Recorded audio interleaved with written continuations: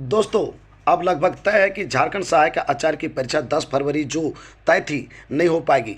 तो जानते हैं कि क्या कारण है कि ये परीक्षा 10 जनवरी को नहीं हो पाएगी। तो आते हैं, ये रहा कारण नंबर 1। तो दोस्तों, कोर्ट का ऑर्डर जब गवर्नमेंट के साथ साथ जेएसएससी भी मान ली है, तो वह आधा अधूरा नहीं मानेगी, क्योंकि इस मामले में फिर से बहाली प्रक्रिया रुक सकती है। क्योंकि कोर्ट का कहना है कि सीटेट या अदर टेट को फॉर्म भरने के बाद इस परीक्षा की तैयारी करने के लिए 3 महीना का अतिरिक्त समय जेएसएससी को देना है। ये रहा कारण नंबर 1 दोस्तों, जिसके कारण जो है ये परीक्षा डिले होगी। अब कारण नंबर 2 पे आते हैं। तो दोस्तों, कारण नंबर 2 है, आप सभी को पता है कि जो झारखंड सहायक आचार्य की परीक्षा कंडक्ट कराने वाली संस्था है वो है झारखंड कर्मचारी चयन आयोग।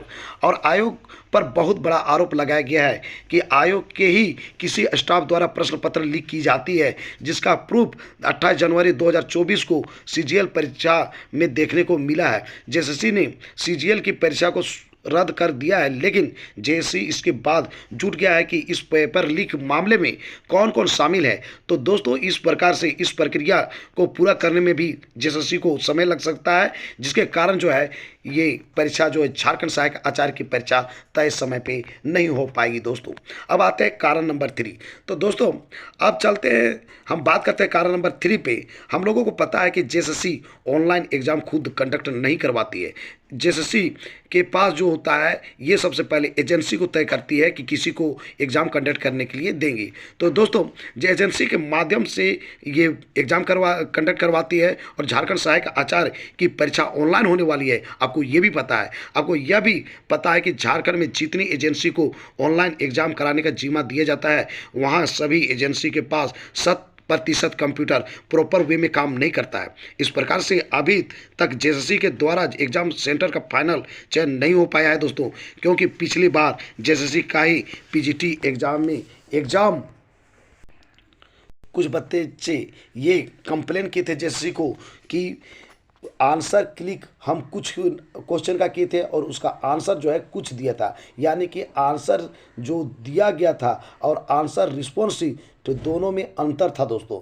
तो कुछ और ही रीड कर रहा था। तो जेएससी को देखना होगा कि कौन कौन से सेंटर है जहां पर क्लीन एग्ज़ाम हो सके, वहीं पर सेंटर दिया जाएगा, क्योंकि कैंडिडेट्स भी बहुत कम है। तो इस प्रकार से जेएससी ये चीज़ में जुड़ गई है कि पिछला बार की जो मैथ की पीजीटी का एग्ज़ाम हुआ था, ऐसा सिचुएशन ना आए कि लड़के कुछ आंसर को टिक करे और आंसर उसका कुछ जा रहा है। तो वैसे कंप्यूटर को फाइंड आउट करना होगा कि कौन कौन कंप्यूटर है जो कि प्रॉपर वे में काम नहीं कर रहा है, कौन ऐसा सेंटर है जहाँ पर जो है सेटिंग होती है। बहुत तरह से ध्यान देना होगा दोस्तों, क्योंकि अभी जो है ज़माना कंप्यूटर का है, कंप्यूटर में बहुत तरह की सेटिंग चल रही है। तो कंप्यूटर में इसको अच्छी तरह से फाइंड आउट किया जाएगा कि कहाँ कहाँ प्रॉब्लम है, किस प्रकार से वहाँ पे जो है एकदम सही ढंग से साफ़ सुथरा हो सके और जेएससी को किसी प्रकार का विवाद में न फंसना पड़े। क्योंकि इस बार जो है 2 दिन पहले ही आप देखे होंगे कि जो जितने भी झारखंड के कैंडिडेट हैं एग्ज़ाम जो देते हैं, वो गए थे और हंगामा किए थे और ताला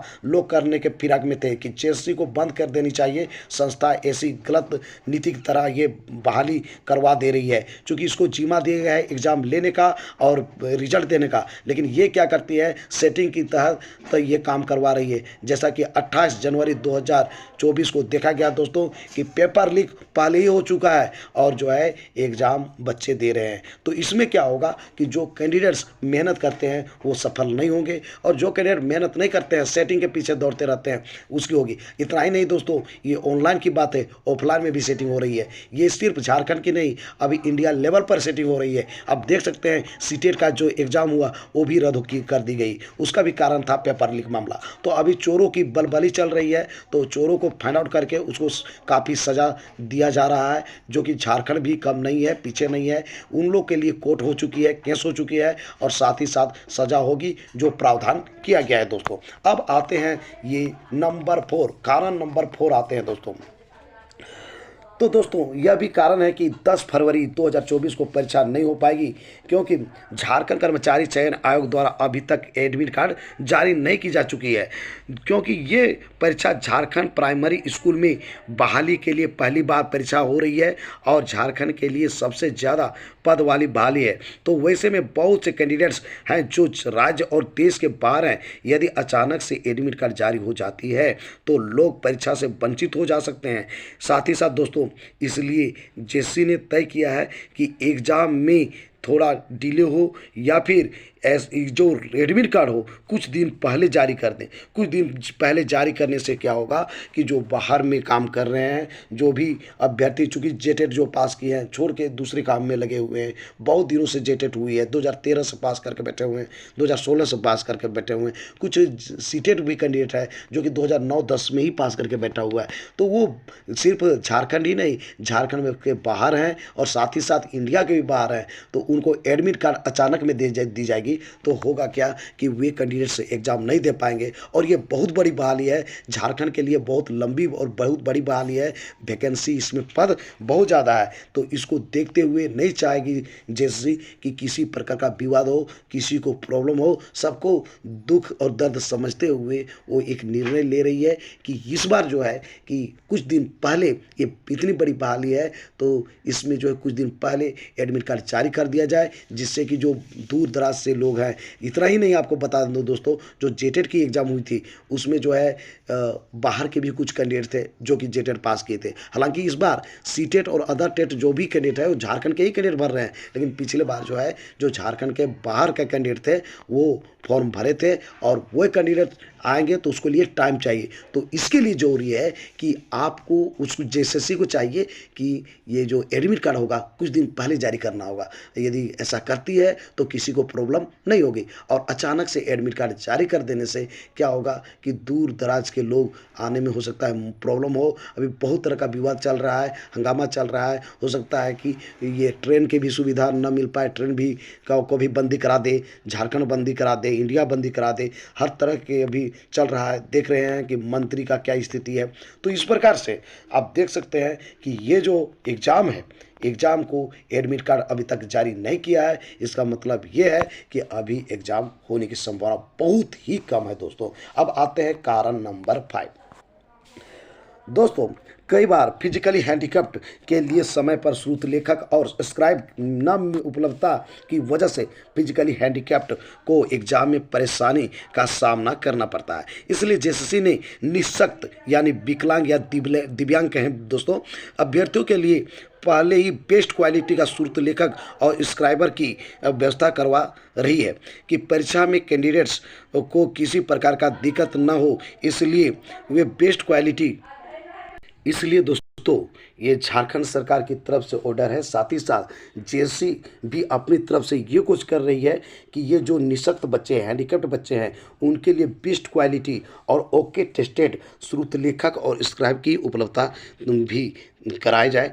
थोड़ा समय लग सकती है लेकिन इन लोगों को दिक्कत नहीं होगा। कई बार क्या होता है दोस्तों कि कैंडिडेट्स पहुंच जाते हैं एग्ज़ाम और एग्ज़ाम में देखते हैं उसको स्क्राइबर या फिर मिल जाता है जो भी उसके लिए उपलब्ध स्रोत लेखक तो मिल जाता है, लेकिन वो जो है प्रॉपर वे में काम नहीं करता है। तो इस बार जो होगा कि चाहे किसी प्रकार का ये प्रॉब्लम ना हो, कहने को ना हो कि और हम पर आरोप ना लगाए कि ये जो है स्रोत लेखक या फिर स्क्राइबर सही नहीं था जिसके कारण मेरा एग्ज़ाम नहीं गया। तो ओके टेस्टेड जो है स्रोत लेखक और स्क्राइबर की उपलब्धता जो है करवा रही है जेएससी। तो इससे जो है थोड़ा सा टाइम लग सकता है दोस्तों, लेकिन इस बार सही ढंग से होगी, प्रॉपर वे में होगी और बहुत ही अच्छे होगी कैंडिडेट्स के लिए, कैंडिडेट्स के पक्ष में होगी। थोड़ा सा देर लग सकती है दोस्तों। अब आते हैं कारण नंबर 6। दोस्तों अब आपको पता है कि झारखंड के मुख्यमंत्री ने त्यागपत्र दे दिया है, जैसा कि इसके पहले जो है हेमंत सोरेन मुख्यमंत्री थे। और दूसरी बात, अभी जो बातें चल रही चंपा सोरेन के विषय में, तो चंपा सोरेन जो है 1 या 2 दिन में शपथ पर ग्रहण कर लेंगे तो झारखंड को एक नया मुख्यमंत्री मिल जाएगा। किंतु हो सकता है कि कुछ बिंदुओं पर संशोधन हो, क्योंकि नए मुख्यमंत्री नए अंदाज में काम करना चाह सकते हैं। हो सकता है इस प्रकार से समय और भी लग सकती है दोस्तों, क्योंकि चंपई सवरन को समझने में थोड़ा चीज़ें समझने में टाइम लगेगी, क्योंकि नए मंत्री के लिए नया चीज़ होगा, काम नए होंगे और शिक्षा विभाग को समझने में तो काफ़ी लग जाएगा। इसलिए कि देखिए, शिक्षा विभाग जो होता है पढ़े लिखे लोगों के लिए है, और जो पढ़ाई लिखाई कम किए उनको बहुत ज़्यादा समझ में आएगा। और यही कारण होता है कि डिले होता है, कोर्ट होता है, सुप्रीम कोर्ट होता है। तो यहाँ पे पहले तो सोचा नहीं जाता है झारखंड सरकार में कि किसको मुख्यमंत्री बनाना चाहिए, किसको को शिक्षा मंत्री बनाना चाहिए। एजुकेटेड आदमी को पहले तो मौका नहीं दिया जाता है, और दिया जाता है उनको जिनको समझ में नहीं आती है। तो ये हम मिला जुला कर बात करें कि इनको समझ में लगेगा कुछ देर, और जब देर लगेगा तो स्वाभाविक सी बात है कि एग्ज़ाम में डिले हो जाएगी दोस्तों। अब आते हैं 7 नंबर क्या कारण है जिसके कारण झारखंड सहायक आचार्य की परीक्षा तय समय जो 10 फरवरी रखी गई है उसमें नहीं होगी। तो दोस्तों आपको बता दें कि आपको पता है कि झारखंड के पूर्व मुख्यमंत्री ईडी के विवाद में आ गए हैं। अब जब ईडी के विवाद में मुख्यमंत्री आ गए हैं तो ऐसा नहीं है सिर्फ और सिर्फ मुख्यमंत्री ही विवाद में है, यानी कि लोगों का टारगेट ये भी है कि ये जो है जो जेएमएम है ये सभी ईडी के रेंज में आ जाए। तो कौन कौन मंत्री ईडी के रेंज में आ जाएंगे ये कहना बड़ा मुश्किल है, क्योंकि मंत्रिमंडल के पास किसी पर ईडी का गाज गिर सकता है। सभी झारखंड के मंत्री अंदर से परेशान हैं इस मामले में दोस्तों। और दूसरी ओर जेसीबी पेपर लीक मामले में छवि सुधारने में लगी हुई है। तो बात करते हैं दोस्तों दोनों तरफ। पहला तो गवर्नमेंट भी अभी परेशान है। दूसरी बात है कि आपका जेएससी, चूँकि दोनों के माध्यम से ही एग्जाम हो पाएगी, तो ये जो है जेएससी भी परेशान है। और जो जेएससी और ये गवर्नमेंट जब दोनों परेशान है तो वही मौका को देखकर परिमल जी सुप्रीम कोर्ट में कल से ही पूरा ताकत झोंक दिए हैं। और उनका कहना है कि बहाली प्रक्रिया 2012 शिक्षक नियुक्ति नियमावली से होना चाहिए। सीटेट के साथ साथ अन्य टेट को झारखंड में मौका नहीं मिलना चाहिए। तो दोस्तों ये बहुत बड़ी अप टू डेट है कि इस प्रकार से हो सकता है ये जो अभी चांसेस बन गई है, जो अभी स्ट्रक्चर बनी हुई है, क्या बनी हुई है कि ये जो एग्ज़ाम होगा जेएसएससी के माध्यम से होगा झारखंड सहायक आचार्य का, हो सकता है कि इसमें क्या हो एक कहानी में मोड़ आ जाए। क्योंकि जो है परिमल जी के साथ साथ बहुत सारे कैंडिडेट हैं जो कि जेटेड पास हैं और अभी सुप्रीम कोर्ट के लिए वो सब कल ही से चल गए हैं दोस्तों। तो दोस्तों आपने देखा ये सारी कारण है कि झारखंड सहायक आचार्य की परीक्षा 10 फरवरी 2024 को होना संभव नहीं है दोस्तों। तो आज का वीडियो आपको कैसा लगा ज़रूर बताएं मेरे इस कमेंट बॉक्स में।